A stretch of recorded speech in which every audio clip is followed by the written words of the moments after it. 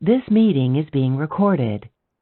Problem number 35 from chapter 3 gives us some reactions shown down below, and we're asked to identify the Lewis acid and the Lewis base in each of these reactions. So let's take a look at A, and we'll first refresh our memory. What is a Lewis acid definition, and then what's a Lewis base? So we know that in the Bronsted-Lowry definition, we deal in protons. So a Lewis base would be a proton acceptor. A Lewis acid is a proton donor.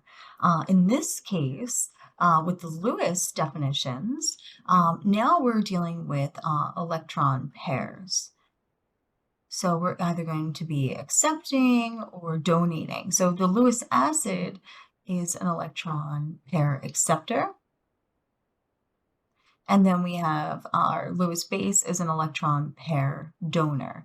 So we're going to use this definition to determine our Lewis acid and Lewis base for each of these reactions. So in A, we'll see that the lone pair on the oxygen will attack the aluminum atom, and therefore Cl3 here, aluminum trichloride, this will function as a Lewis acid by accepting the electrons.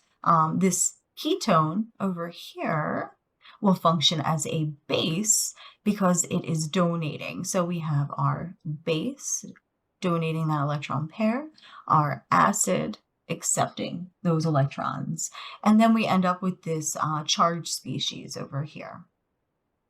Let's take a look at B, and again, we're going to use the same definition here. So we know we have some lone pairs on our ketone.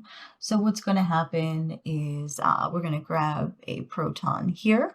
So the ketone, again, the lone pair will be acting as our Lewis base, and then our hydronium here will be working as our Lewis acid.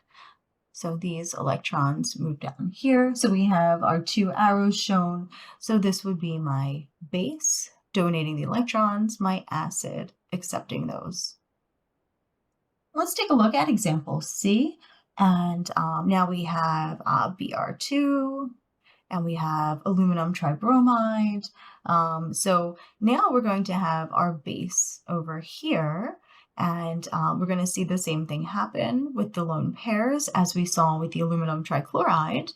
The aluminum atom will be attacked by those electrons from the bromine in Br2, so that's serving as a base. This will be our acid, our electron pair acceptor.